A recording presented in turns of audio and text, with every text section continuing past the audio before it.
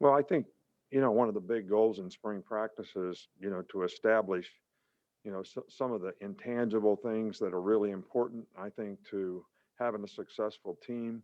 Um, the work ethic with the players has been good in the season. The work ethic in the practices so far has been good. All right, but also developing a kind of discipline, on your team, whether it's self-discipline, individuals making, good choices and decisions about what they do and what they don't do, because I think that's important to being able to play with discipline on the field. Because you're a disciplined person. You're a disciplined person when you get up at 8 o'clock in the morning. You make good choices and decisions as a person, as a student, and as a player, and it becomes a part of who you are. So I think that's something that we continue to work on with our players. We have a lot of really good people on our team. I think leadership is something that we continue to work on with our team. But, sometimes leadership, sort of comes to the top, when it's needed. And I think that the time that leadership really shows itself on a team is when the coaches aren't always involved, and that usually happens in the summer. So we'll kind of see how that develops when the time comes. But the last three practices we've had since I talked to you have all been in pads. And I think we've been able to work a lot on fundamentals, which I think has, come along very nicely. And I'm not satisfied with the progress that we made as a team, but I think what will really be interesting in the first scrimmage is, and because we have so many young players here, basically all the freshmen that we had last year, plus the 15 new guys that we have that came in as mid-year. So we have a lot of really young players on the team. So it'll be interesting to see how they do in the scrimmage on Saturday when there's no coach standing on the field telling them what to do. All right, which I've talked about this before. It's important that guys have enough confidence, not only in what they're supposed to do, but how they're supposed to do it and why it's important to do it that way. So we'll keep working on that. And Thursday's practice will be, a lot of situational stuff that we'll want to practice in a scrimmage, whether it's, 2 minute. We did goal line today. We did short yardage the last practice. We'll do things like coming out, things like that, that we just want to make sure we hit those situations as we go. We've been able to continue to make progress in the kicking game. Um, so, um, I'm pleased with the way the players have gone about what they're doing to try to improve. We're not satisfied with where we are, so we want to continue to work hard to get better. Okay, Coach, we'll start with Charlie Potter. Charlie, go ahead. Hey, Coach, just wanted to ask you about the cornerback position. Just what have you seen from that group so far? And you mentioned the young guys, just how those guys have developed. Well, I think everybody's made a lot of improvement. Bryce has made a lot of improvement. I think he's a lot more confident. I think I've talked about this before that, we wanted to play Bryce a lot more than he got to play last year. I think the situation, the circumstances, playing 10 SEC games and being in the playoffs, probably didn't get an SEC championship game in the playoffs, didn't get as much chance to do that as we've done in the past with, developing quarterbacks. But I think just having all the reps that he had last year, he's much more confident. I think he's doing very well. Paul has made a tremendous amount of improvement. I think Jalen has a lot of upside. Right now we got to work on his fundamentals and his technique, but he's really got a lot of ability, and we're going to try to continue to work with him to develop and see if he can have a role on the team. So all the guys have made progress, and it'll be interesting to see how they respond, in the scrimmage as well. We'll go to Michael Costa Grande. Yeah, you mentioned the younger guys heading into the scrimmage. Is that something you can see in practices where you can kind of tell who's going to be able to perform well in a scrimmage, or is it something that when you get there, it can be kind of a roll of the dice? Well, I think that you have a good idea. Sometimes you get surprised both ways. Guys that do well in practice, and you think they got it, they get in the scrimmage and just completely go, sort of rat trap on you. And then there's other guys that, you know, didn't practice all that great, and you're really questioning whether they know what to do. And when they get in a competitive situation, they actually do better.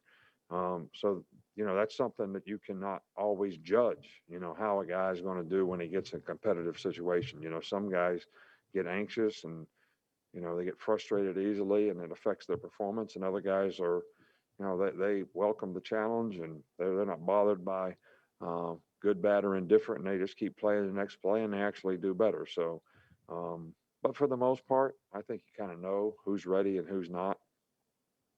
Okay, we'll go to Aaron Suttles. When you have players that come from a great high school program or played for a great high school coach, as young players, what are signs that you see that sort of reveal that? Oh, I think most of those guys know what it takes to win because they've been in winning programs. So they understand process. They understand, the things that they have to do day in and day out to be successful. Guys that have a lot of talent and ability but really didn't play in good programs, and had success just because they were better than everybody else. I think it's a work in progress sometimes to get them to understand that doing things the right way, that they're not going to necessarily have the same success against the level of competition now that they had when they were in high school if they don't do things correctly. But sometimes it's a little harder to convince them, and because they don't really have any experience in that. But when guys come from good programs, they usually know what it takes from a work ethic standpoint, from an intangible standpoint, discipline, toughness, being responsible to do their job, finishing plays, giving effort, a lot of those kind of things. They know what it takes because that's what they grew up with, and that's what they're used to doing. We'll go to Tony. You've talked in the past about, the wide receiver position being kind of like a basketball team. Do you find that you have that balance a lot more this season after bringing in two big guys? It seems like you have kind of more balance in the size of your receivers. But I wouldn't trade the guys that we've lost the last 2 years for anybody. Probably all of them first-round draft picks. So I don't know that anybody that's here right now has earned the right to be a first-round draft pick. Maybe Jonathan Mechie, and he's not really practicing this spring, so I'm not really counting him. So these guys all got to prove themselves. And,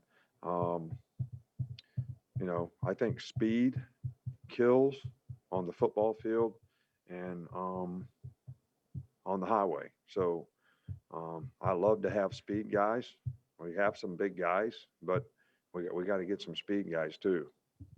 Okay, we'll wrap up with two follow-ups, Charlie and then Michael. Yeah, Coach, just the corners, just what have you seen from them so far and have those young guys there come along? Well, Josh is, knows what he's doing. He's confident doing what he's, supposed to do. Jalen Davis has done a nice job so far.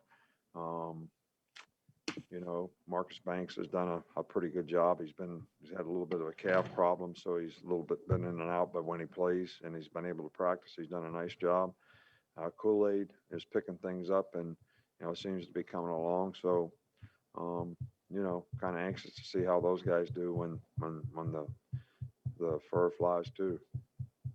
Okay, we'll wrap up with Michael. Yeah, I know you're a basketball guy. Just wondered how much you got to watch this Alabama basketball team and what stood out about the transformation of the program and the culture surrounding it. Yeah, well, I think it's pretty obvious. I mean, what I admire the most about our basketball team this year, and I think I've mentioned it before, is, the way they competed, how hard they played, and how they came back in games. They won some really close games, tough games, really good mental toughness. I mean, to come back in a game like they came back in the other day, we just seemed a little out of sorts, in the game the other day, which I don't really know why. Yeah, but, the guys played hard, they competed hard, and I really have a tremendous amount of respect for that. And I think, the culture of that program, because of what, Coach Oates has done, really had, shine through this year in the way that team played, the way they improved, the way they competed, the way they played together. And I think all those things are critical factors in having a successful program. And I think, that's what a lot of players want to be involved in too.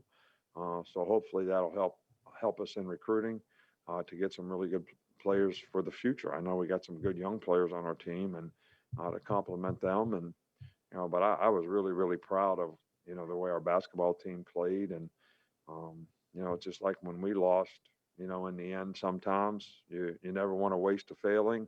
And then you want to go to work on what you have to do to improve. But, but you also have to understand what you accomplished as a team and what you established as a team in terms of the success that you had. And I think this team was something that everybody was very, very proud of the way they competed all year long. All right. Thanks, Coach.